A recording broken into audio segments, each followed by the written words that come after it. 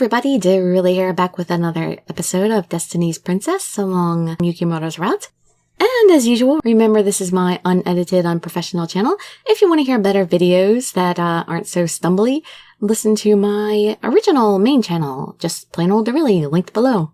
Alright, so we're starting with chapter 2 here, Embody the Invisible. It was the day after Yukimura had gotten injured and returned home. A somehow peaceful atmosphere blanketed the castle. With the demon's presence far off, the people were seizing their chance to get work done. Supposing they needed more hands, I went to the kitchen, but I was declined and turned out. Unsure of what to do, I ended up in my room keeping company with my dagger. What, did they somehow sense that I would, be really horrible with a knife? Since, do people remember Masamune's route somehow? The demons aren't coming near today. Maybe it's because Yukimura and the army drove them away. Absolutely. The dagger at my breast answered triumphantly. But this will not last forever. Someday they will return. I suppose so. Even if this was merely a momentary respite, it was a welcome one. The castle town had long ago been burnt to the ground. Everyone was amazed that the central bailey had escaped harm, unaware that it had actually fallen once. The subjects who had sought refuge in the castle and the survivors inside were all weary. By the way, do you think the demons will come back? Can you tell what they'll do? Well, that's a very good question. Is it because you're a demon too, after all? Answer me. If you know, please tell me more. When will they next attack? No. I don't know nearly that much. I simply think that they won't give up so easily. I think he knows more than he's letting on. So, like I said, why do you think so? The dagger fell silent, and no matter what I asked further, it would give no hint of an answer. Fine. Just as I shrugged in resignation, someone threw open the door with no warning. People, knock when you come in, please! Saya, come for a walk with me.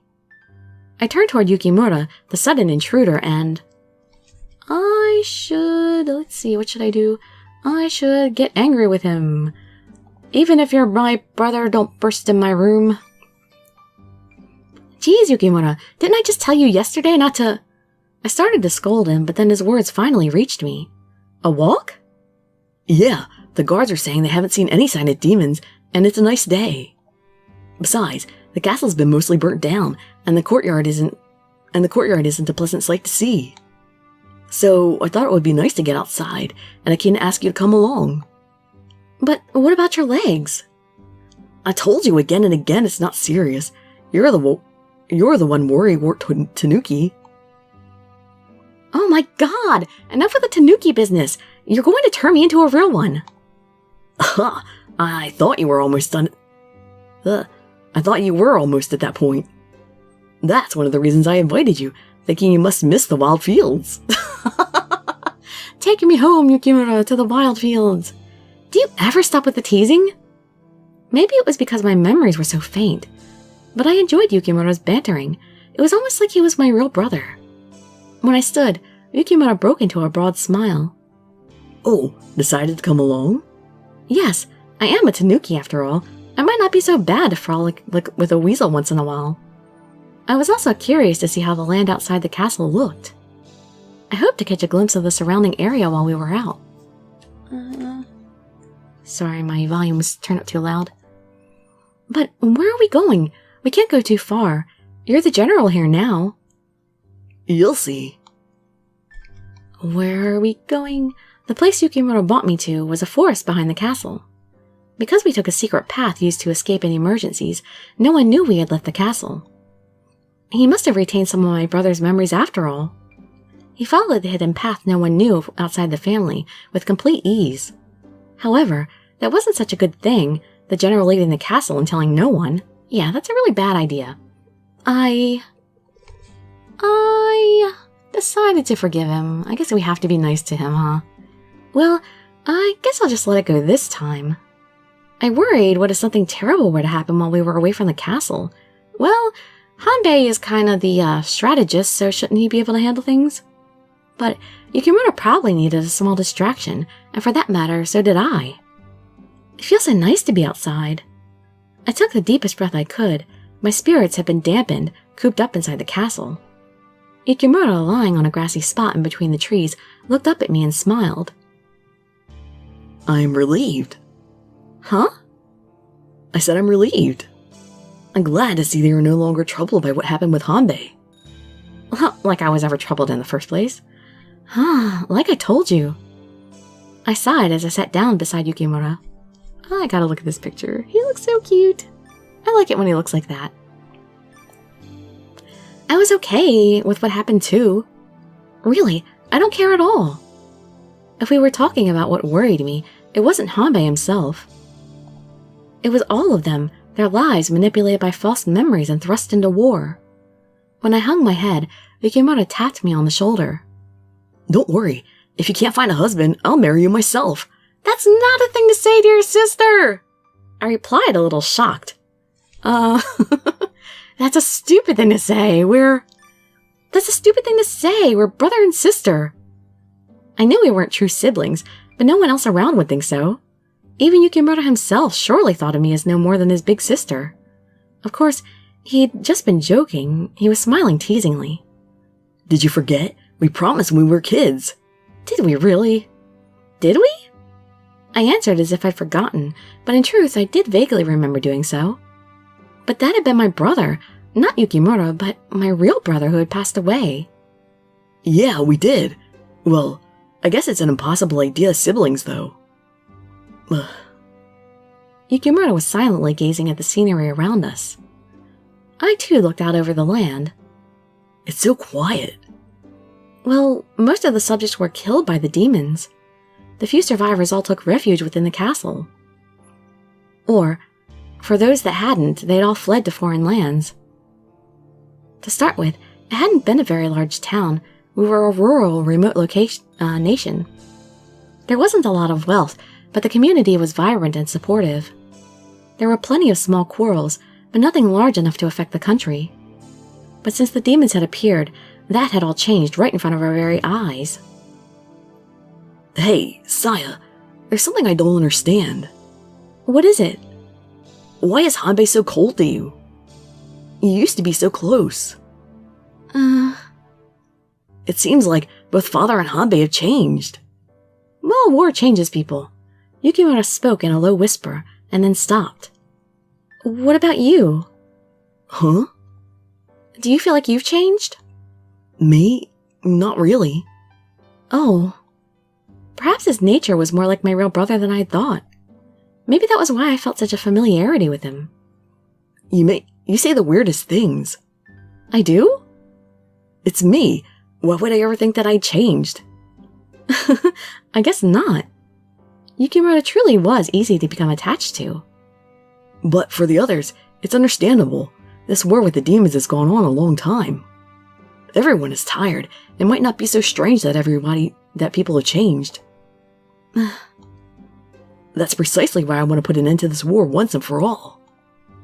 Yukimura sat up and spoke, then suddenly frowned. Ouch! Your legs do hurt, don't they? Ha! I knew it! I told you it's nothing. You worry way too much. Yukimura smiled as if nothing were wrong, but I could not return the smile so easily. Yukimura, I heard that in yesterday's battle you attacked the band of demons all by yourself. Who told you?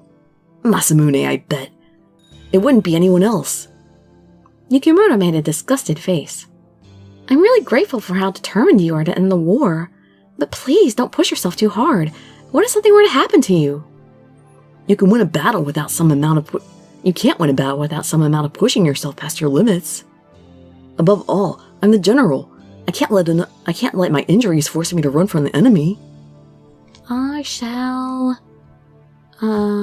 worry about Yukimura. But... When I frowned, worried, Yukimura got a panicked expression on his face. Come on now. This isn't like you at all, being so scared. Are you sure you're okay? If you keep worrying and crying like that, I won't marry you after all. I didn't ask you to! And I'm not crying. I thought we already decided that was impossible in the first place. Obviously, I know that. No one's going to want to keep No one's gonna want you if you keep being such a nag. I don't care. I don't feel like getting caught up in marriage or anything like that. Not at a time like this. Not to mention, could I, one who involved these people in war, really make a peaceful bride? Without answering, Yukimura only snorted. As we walked home along the dark path, I found myself lost in memories. Had there been a time I'd walked this path with my real brother? Had he been as mischievous and reckless as Yukimura? Yukimura had been walking a few steps ahead of me, but suddenly stopped. Nearly running into him, I too quickly halted my steps. Jeez, Yukimura, don't stop like that. I almost ran into you. Give me your hand. Huh? I said, give me your hand. Yukimura shouted roughly, then took my hand. It's slippery here and it's dark. I don't want the little tanuki to slip and fall. Now I'm a little tanuki, huh? I let out a quiet sigh. Maybe. That just might suit you. Now come on, and stick close to me. I thought I sensed an enemy or something. Yukimura's voice sounded somehow a little pleased. He just wanted to hold my hand. I absently watched his back as we continued. His back was wide and strong, the body of a trained, hardened general. His hands are big too. It had surely been many years since I'd held hands with my real brother. These were the hands of a stranger. He might think of me as his sister, but I wasn't. Just maybe what I was doing was wrong. At the thought, I could feel my cheeks turning bright red. Once we returned to the castle, Hanbei appeared as if he were eagerly waiting for us. After a quick nod of greeting my way, he turned to Yukimura. Yukimura, where have you been? Though Yukimura had been in a good mood, upon seeing Hanbei he instantly grew irritable. Out. That's not good enough. Until Nobunaga is well again, you are commanding general. I've told you, I know that. I shall step in. I stepped between the two men. Hanbei, Yukimura just took me out to have some fun. Please don't get mad at him. No, this isn't only a matter of what happened today. I want to know precisely where he's been. The same goes for your injury yesterday.